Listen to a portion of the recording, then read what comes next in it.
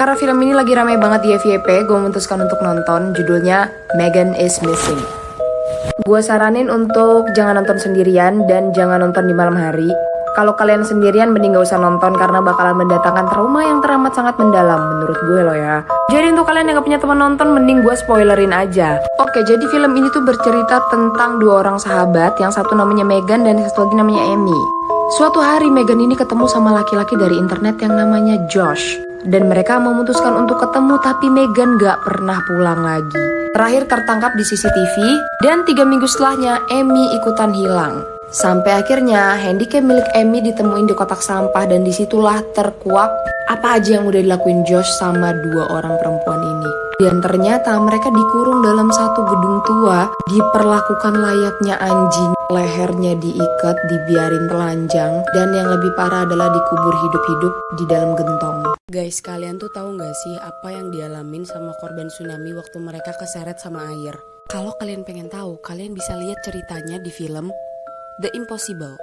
Jadi film ini tuh menceritakan tentang sebuah keluarga yang lagi libur Natal ke Thailand. Tapi tiba-tiba resortnya itu geter dan burung-burung tuh pada terbang-terbang gitu. Sampai akhirnya ada air coklat yang tinggi banget ngehantam mereka semua. Gue bahkan sebelumnya gak pernah tahu ternyata yang terjadi di dalam air waktu mereka kegulung sama ombak tuh kayak gitu. Mereka bener-bener bisa kehantam sama puing-puing ataupun patahan-patahan pohon yang sampai-sampai bisa menyebabkan betis robek atau tertusuk sesuatu waktu mereka di dalam air. Waktu nonton film ini gue berasa gue yang kena tsunami karena bener-bener seserem itu. Tapi di film ini juga ada beberapa part menjijikan.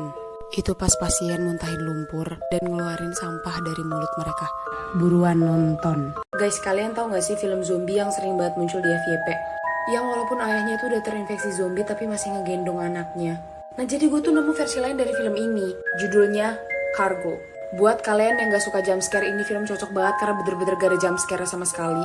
Jadi film ini tuh menceritakan tentang perjuangan seorang ayah yang mau nemuin tempat baru buat anaknya nih. Sumpah adanya tuh lucu banget. Tapi ayahnya ini cuma punya waktu 2 hari sebelum akhirnya dia bener-bener berubah jadi zombie.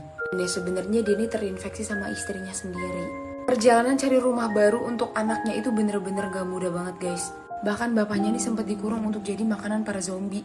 Dan kalian tahu cara apa yang dilakuin oleh si bapak. Jadi dia gendong temen barunya ini dan dia gendong juga anaknya. Dia lilitin daging-daging di ujung kayu dan si temennya ini dari belakang ngarahin kayunya ke tempat yang harus dia tuju. Filmnya tuh gak serem, tapi malah sedih banget, kalian harus nonton. Gimana rasanya kalau kita dapat telepon dari masa lalu? Ceritanya ada di film The Call. Jadi ini adalah film Korea yang lagi hype banget. Ia menceritakan tentang seorang perempuan yang namanya gue lupa, kita sebut aja Sari. Nah, si Sari ini itu udah gak punya bapak karena dia bilang bapaknya itu meninggal karena kebakaran. Waktu si Sari ini lagi sendirian di rumah, teleponnya itu tiba-tiba bunyi dan selalu ada jeritan suara minta tolong. Dan ternyata suara itu datang dari perempuan, namanya juga gue lupa, kita sebut aja Yanti. Nah, Yanti ini mau dibunuh sama ibunya karena ibunya seorang dukun dan punya ramalan Yanti ini akan jadi orang jahat kalau dibiarin hidup. Masalah dimulai waktu si Yanti pergi ke rumah si Sari di tahun 1999 dan mencegah kebakaran itu terjadi. Dan dari situlah hidup Sari berubah. Yes, berubah menjadi, kalau gue jadi si Sari ya, udah deh gue terima aja deh takdir gue yang begitu. Jadi ruwet gitu loh.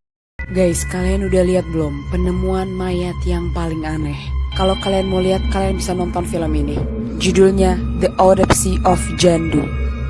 Jadi film ini tuh menceritakan tentang penemuan mayat yang terkubur di bawah rumah. Dan waktu diotopsi mayatnya bener-bener aneh. Mayat ini ditemukan dengan kondisi pergelangan kaki yang patah, organ-organ yang udah rusak, tapi bener-bener sama sekali gak ada tanda-tanda kekerasan dari luar. Mayat ini juga ditemuin dalam keadaan lidah udah terpotong. Tapi yang lebih aneh lagi adalah sel darah di dalam otaknya itu masih aktif, yang menandakan kalau dia masih hidup. Dan entah kenapa semenjak kedatangan Jandu, semua mayat yang belum diotopsi dan disimpan di dalam rak semuanya mendadak hilang. Dan beberapa ada yang berkeliaran. Karena dianggap aneh, Jandu akhirnya terpaksa dikremasi. Dan anehnya, tubuh Jandu gak bisa dibakar.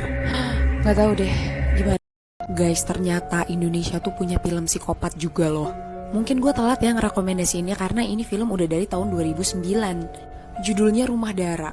Bercerita tentang sekelompok geng gitu yang pengen nganterin temennya ke Jakarta untuk berangkat ke Sydney. Tiba-tiba di jalan mereka ketemu sama perempuan yang namanya Maya dan ngaku kerampokan. Akhirnya karena kasihan mereka sepakat untuk nganterin Maya pulang. Dan waktu sampai di rumah Maya ternyata mereka langsung dieksekusi sama ibu ini. Mukanya masih kebayang sama gue padahal udah 3 hari yang lalu gue nonton. Kalian tebak umur ibu ini berapa?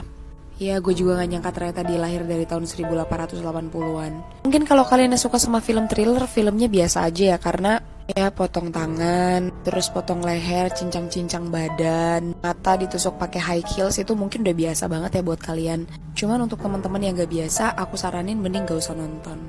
Karena jadi film ini tuh lagi rame banget lalu lalang di FYP. Judulnya Clouds.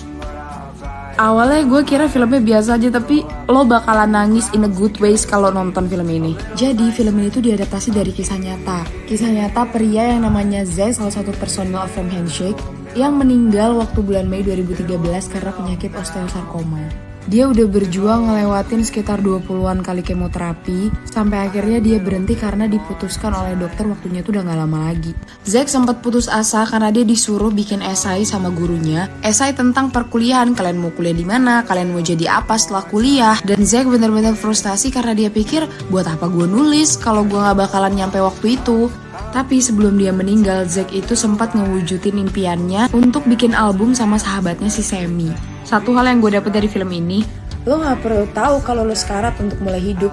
Mulailah sesegera mungkin guys.